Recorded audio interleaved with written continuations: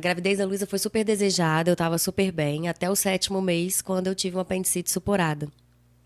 E os médicos não diagnosticaram, e o apêndice suporou e espalhou a infecção toda para o organismo, então ela teve que nascer prematura, e o pulmão dela não estava amadurecido, então ela nasceu com a infecção, sem respirar, sozinha, né? Teve que ser entubada, então ali começou todo o nosso pesadelo. Mas até o 7º mês foi uma gravidez super tranquila, os exames todos normais, nenhuma intercorrência.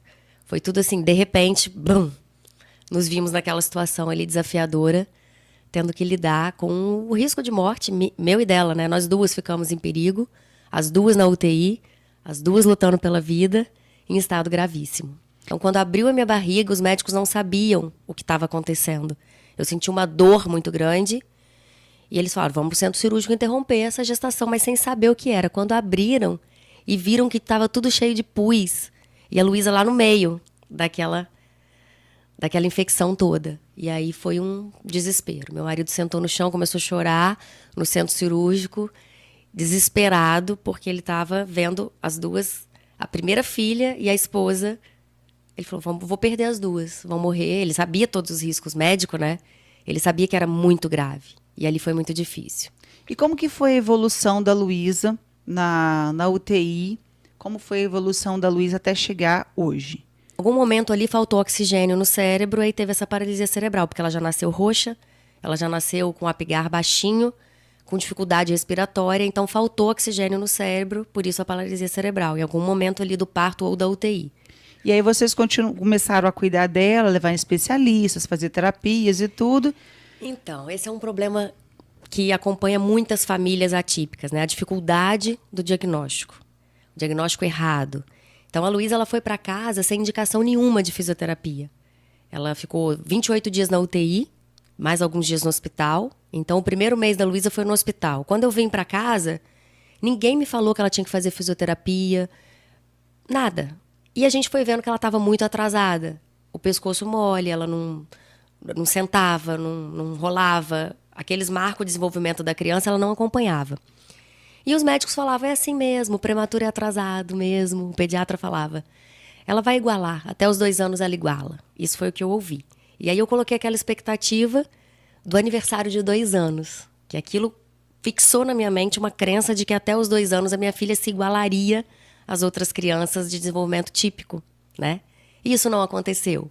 Então, por insistência da minha mãe, que já tinha tido 3 filhos, e estava com um neto da mesma idade, mais ou menos, cuidando de outro neto, meu sobrinho que nasceu em Belo Horizonte, ela falou, Mônica, leva no médico. Luísa não está normal. Luísa está muito molinha. Luísa, por insistência da mãe, da avó, da minha mãe, né?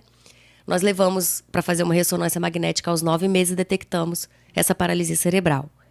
Então já foi ali um baque, mas naquele momento ali eu não sofri tanto porque eu estava muito feliz dela estar viva. Para mim o que importava é ela estar viva em casa.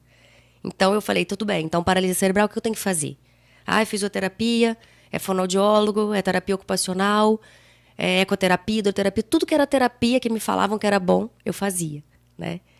Então eu vesti aquela capa assim da mãe, parei de trabalhar, larguei meu emprego e falei, eu vou viver por conta da Luísa, de estimular o tempo todo para ela igualar as outras crianças. Nessa época, eu tinha esse pensamento capacitista, nem sabia o que era capacitismo, e eu vivia para fazer com que ela andasse como as outras crianças, falasse como as outras crianças.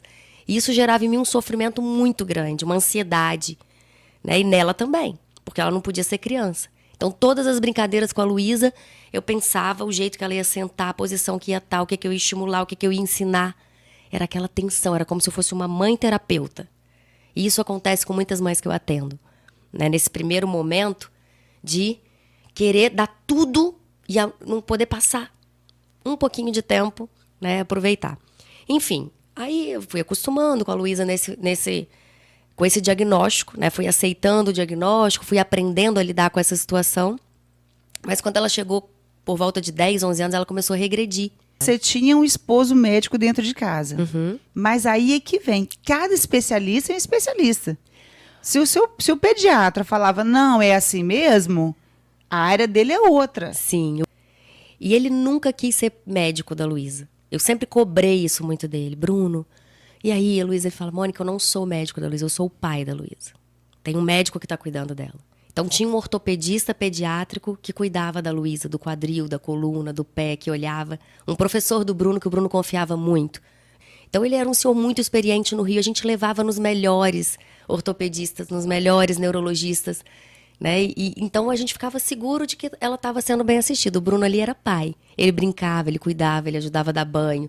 Então ele era pai, né? Então isso eu admiro muito nele, porque, pensa, é muito difícil, mas ele sofria. Porque ele via aquele raio-x lá, com aquela coluna torta, com aquele quadril subluxado, e ele sabia de tudo, né? Mas ele tentava se dividir entre essas duas funções, pai e médico, pai e médico. Ele ficava sempre ali. Não deixar a emoção tomar conta. É, difícil. Né? Uhum. E aí, lá com 11 anos, veio um outro diagnóstico. Sim. E aí foi uma surpresa muito grande, porque eu jamais imaginei que o diagnóstico estava errado. Eu inscrevi a Luísa no Sara Kubitschek, no hospital, né, na Rede Sara, porque um primo meu me falou: Mônica, eu soube que abriu o Sara no Rio, na época. Estava recém-aberto o Hospital Sara Kubitschek no Rio, e eles estão abrindo novas vagas. Inscreve a Luísa. E aí eu mandei um e-mail, despretensiosamente, porque na minha cabeça eu falei: eu vou lá para ver qual é o tipo de fisioterapia. Se tem alguma novidade, alguma coisa que eu possa oferecer para minha filha diferente do que a gente vem fazendo. E aí, quando eu cheguei lá, a médica começou a fazer um monte de exame na Luísa na hora e começou a chamar outros médicos. Tipo, veio uma junta médica para olhar a Luísa e ficaram muito tempo ali. Eu falei: gente, alguma coisa está errada. E aí eles me chamaram e falaram: olha, o diagnóstico da sua filha está errado. A gente está desconfiando de uma doença genética, a gente vai ter que fazer um monte de exame. O mundo caiu. Uau, ali eu já fiquei... Mas no fundo eu tinha esperança. Falei: gente, não é isso, não é possível, mas vamos lá. E aí começamos a fazer vários exames. Lá no Sara, eles fazem o exame, demora alguns meses, aí chamam para dar, porque é tudo de graça, é tudo pelo governo. E aí fizemos eletroneuromiografia, ressonância magnética, repetimos. E depois o teste genético, que vai para fora do Brasil, e demorou ali um mês mais ou menos para ficar pronto. E o teste confirmou que os médicos de lá desconfiavam, que ela tem Charcot-Marie-Tooth, que é uma doença super rara, né, que o Bruno nunca tinha ouvido falar, o pediatra aqui nunca tinha ouvido falar, a fisioterapeuta dela nunca tinha ouvido falar. Como toda doença rara tem essa dificuldade, né? São poucas pessoas, então quase ninguém conhece. Nós temos cerca de 8.000 doenças raras catalogadas, fora as que estão aí sem diagnóstico, que ninguém sabe o que é. E você sabe de outra pessoa que tem esse mesmo problema da sua filha? Sim, aí depois eu fui procurar. Existe uma associação brasileira de Charcot-Marie-Tooth no Brasil aqui, né, na qual eu faço parte. O ano passado teve o primeiro congresso onde eu pude conhecer outras famílias. Entrei para um grupo de WhatsApp também. Então a gente vai se conhecendo. Só que lá no congresso eu vi que cada família é única, cada paciente é único. Mesmo com a mesma doença, tem uma variação muito grande de tipos. O da Luísa é 1B. Aí tem 1A, 2C... CMTX, CMT, porque a sigla abreviada é CMT. Então, assim, é muito ainda... Tem pesquisas acontecendo, mas a médica me deu a notícia assim. Pegou o envelope, abriu na minha frente, falou: sua filha tem uma doença rara, neurodegenerativa e sem cura. Pensa. Não tem muito o que fazer. Né? Não tem muito o que fazer. E é isso. Eu falei: tem certeza? Será que esse exame não pode ter sido trocado? Será que isso não está errado? Né? Naquele momento ali, primeiro veio a negação. Eu não queria aceitar. Falei: não é possível. De novo, Senhor. De novo comigo? O que é isso? Já achei que eu já tinha passado tudo lá no nascimento, né? Toda aquela dificuldade, agora mais essa. Então, era como se eu não quisesse acreditar que aquilo tivesse acontecendo. E ali foi um momento mais difícil, muito mais difícil do que o primeiro diagnóstico. Porque uma doença rara, degenerativa, numa criança de 11 anos... Né? Quando a gente tem os pais idosos, você já fica, os avós, triste com a degeneração natural da idade, imagina uma criança. Eu falei: acabou, minha vida acabou, o futuro acabou. Se hoje está ruim, amanhã vai estar pior, a minha filha só vai piorar. Aí veio um monte de... E fui pesquisar na internet, a internet tem muita coisa ruim, né, também. Então foi assim, um momento desesperador. E ela já tinha 11 anos, ela já entendia alguma coisa. Sim. Já sabia do que estava acontecendo com ela. Né? Nem tanto, Aline. Não. Ano passado eu fiz uma palestra no Congresso de Charcot-Marie e a gente falou sobre o diagnóstico. E eu preparei a minha parte, ela preparou a dela. E na hora, eu falei como tinha sido receber o diagnóstico para mim e ela falou que para ela não foi esse terror todo, porque por ela ter 11 anos, ela não tinha noção da gravidade. né? E eu poupei a Luísa no primeiro momento dessa palavra neurodegenerativa. Eu falava só que ela tinha uma doença rara, Charcot-Marie, mas eu não falava que ela ia piorando aos poucos. E ela também não pesquisava na internet. Depois que ela foi crescendo, que ela foi entendendo, aí eu falei, né, que eu achei que ela já estava, depois de um tempo, alguns meses, assim. Na verdade, quando eu estava no avião com ela indo fazer uma consulta, uma senhora do lado perguntou o que ela tem. E aí eu falei, ela tem uma doença degenerativa. Saiu assim, naturalmente. E aí eu falei, caramba, ela escutou e é isso, é a realidade, né? Aí eu achei que ali já estava o momento dela receber essa segunda parte, de que era uma doença que tinha a tendência dela ir piorando com o tempo, né? Desde que a gente descobriu o diagnóstico certo, a gente ajustou a fisioterapia, ela começou a tomar alguns suplementos, aí que foi a grande virada do Bruno, né? Ele largou a ortopedia e foi para a medicina preventiva quando descobriu a doença da Luísa, porque ele foi estudar, ele falou, eu preciso ajudar minha filha, né? Então, ele falou, o que eu posso fazer? Se não existe nenhum remédio, nenhum tratamento, nenhuma cirurgia, eu vou estudar essa parte da alimentação, da suplementação, porque eu preciso melhorar a saúde dela de uma maneira integral. A médica falou, olha, cuida muito do emocional da sua filha, porque numa doença degenerativa, se o emocional dela estiver ruim, a doença piora rápido, né? Então, o Bruno começou a pesquisar, descobriu essa medicina que ele não aprendeu na faculdade, e ali ele se transformou um médico hoje preventivo, integrativo, que ajuda tanta gente, tantas famílias, que ajuda a nossa família, a Luísa também, porque a nossa qualidade de vida melhorou muito, né? Menos gripe, fica menos doente, a imunidade fica melhor. E aí, com isso, né, Deus também estava agindo ali nessa mudança da profissão do Bruno, né? Eu lembro de uma apresentação de balé que a Luísa fez no Teatro Rubem Braga. E ela fez uma apresentação lindíssima. Mas né? isso vai muito do professor, sabe, Aline? Porque o professor nunca viu minha filha como coitadinha.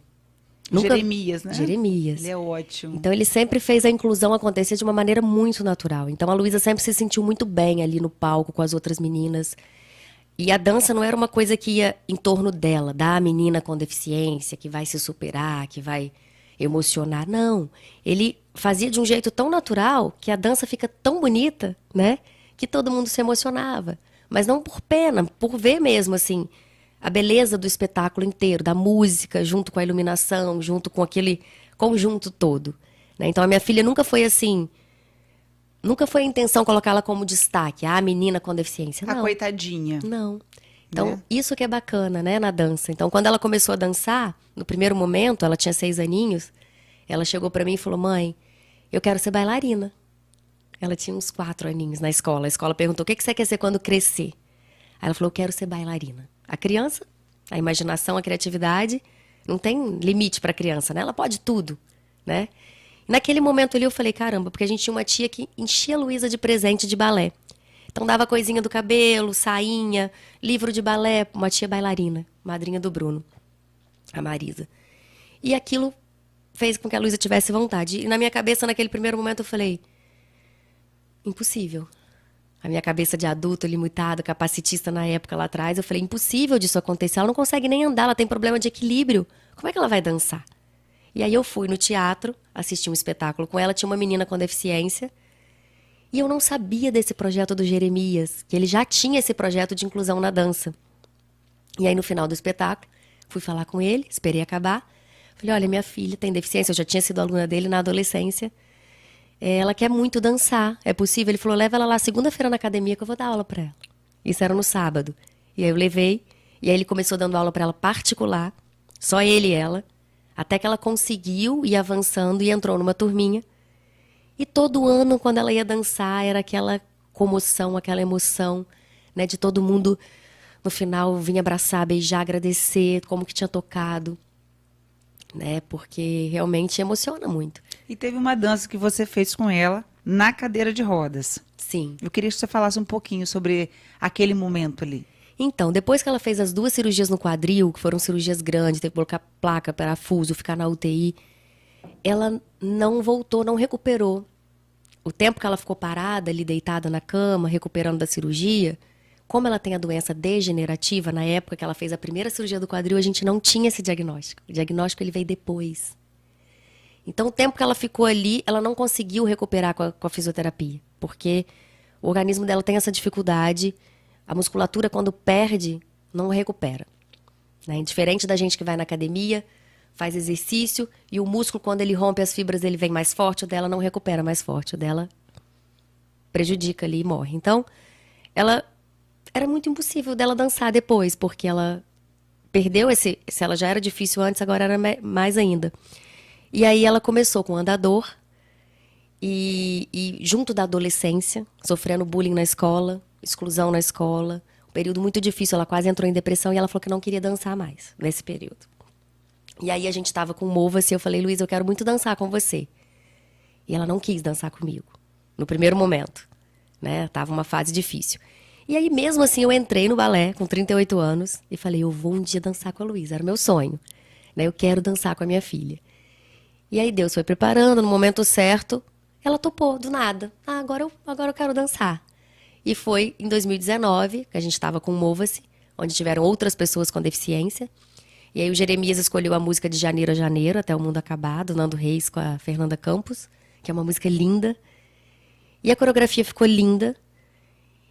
E ali eu falo que eu fui curada naquele momento da dança, porque a gente ensaiou muitas vezes. E cada vez que eu pegava a Luísa no colo, que eu rodava com ela com aquela música Te Amarei de Janeiro a Janeiro Até o Mundo Acabar, eu me curava um pouquinho daquele colo que eu não pude dar para ela quando ela nasceu. Então tinha uma culpa inconsciente em mim, né, que por mais que eu não pudesse, eu não tinha condição física de ser a mãe que a minha filha precisava naquele momento. A gente ficou afastada 10 dias. Eu só fui conhecer a Luísa quando ela já tinha 10 dias de nascida. Quando eu já estava fora de perigo, os antibióticos já tinham feito efeito, que eles me permitiram entrar na UTI de cadeira de roda para olhar para minha filha e conhecer. Eu não tive aquilo de nascer, olhar, pegar no colo, nada disso. Eu já acordei na UTI, em grave. Então, ali naquele momento da dança, com aquela música linda, eu pegava ela no colo e eu sentia toda a emoção de dar colo, de dar amor, de recuperar aquele tempo perdido lá atrás. E as pessoas sentem isso, né? Tudo que é de verdade, assim, que tem alma, que tem coração, as pessoas sentem. E aí emocionou muita gente. Aí o vídeo viralizou aqui no Espírito Santo. Participamos do TV Gazeta, da TV Vitória. Várias emissoras entraram em contato com a gente para dar entrevista, compartilhar o nosso vídeo. E aí a gente foi parar na Marie Claire, na revista, para contar também a nossa história. E através dessa reportagem da Marie Claire, o Fantástico viu a nossa história, o vídeo, e nos chamou para participar do quadro Mulheres Fantásticas, por causa dessa dança. Eu assisti esse episódio, no Fantástico. E foi um momento muito, muito especial, porque representa muito para nós. A nossa relação como mãe e filha mudou muito a partir dali. Do Mova-se, do projeto, da dança e de tudo que veio. Aí a gente começou a trabalhar junta, dar palestra junta, né? A gente começou a estudar juntas sobre diversidade e inclusão. E ali a nossa relação foi se estreitando, foi... É difícil até falar, né? O que virou, assim, mãe e filha. Hoje não dá para imaginar uma sem a outra, né? Essa relação de vocês transcende, né? Eu Sim. acompanho o seu Instagram, eu acompanho o Instagram da Luísa, e a gente percebe que é algo que transcende da maternidade, sabe? A ligação mãe e filha é algo muito forte. Sim. É uma coisa de corpo e alma mesmo de vocês duas. E você se viu grávida depois, você perdeu... Perdi uma gestação de gêmeos, logo depois da Luísa. Quanto tempo depois? Luísa tinha uns 4 anos, quando eu engravidei. E como foi esse momento de... Tô grávida, não tô grávida. Depois de ter passado tudo aquilo que você passou com a Luísa. Então, eu fiquei muito feliz no primeiro momento que eu estava grávida. Era o meu sonho, engravidar novamente. Sair do hospital com o bebê no colo, amamentar. Tirar aquelas fotos bonitas na hora do parto, que eu não tive nada da Luísa, né? Foi tudo... enfim, uma tragédia, um trauma ali, um momento difícil. E eu queria experimentar o que é entrar no centro cirúrgico, pegar meu bebê nos colos, levar para casa no dia seguinte. Eu pedia muito a Deus isso. Né? Eu sou católica, eu participava muito de grupo de oração na época da Renovação Carismática. Dona Heloísa Fornazia, que é de Cachoeiro, conhece. Então ela fez muitas orações de cura interior. E quando eu engravidei, eu fiquei muito feliz. Quando eu fiz o primeiro ultrassom, que a médica falou que eram 2 bebês, eu entrei em pânico. Imagina. Porque só vinha na minha mente, eu não estava preocupada se eu ia dormir mal, como é que eu ia trocar fralda, amamentar, nada disso. O que vinha na minha mente era UTI prematuro, UTI prematuro, UTI prematuro. Eu só pensava nisso, de ter que passar de novo por essa experiência de ter filhos na UTI. E eu tinha pânico de pensar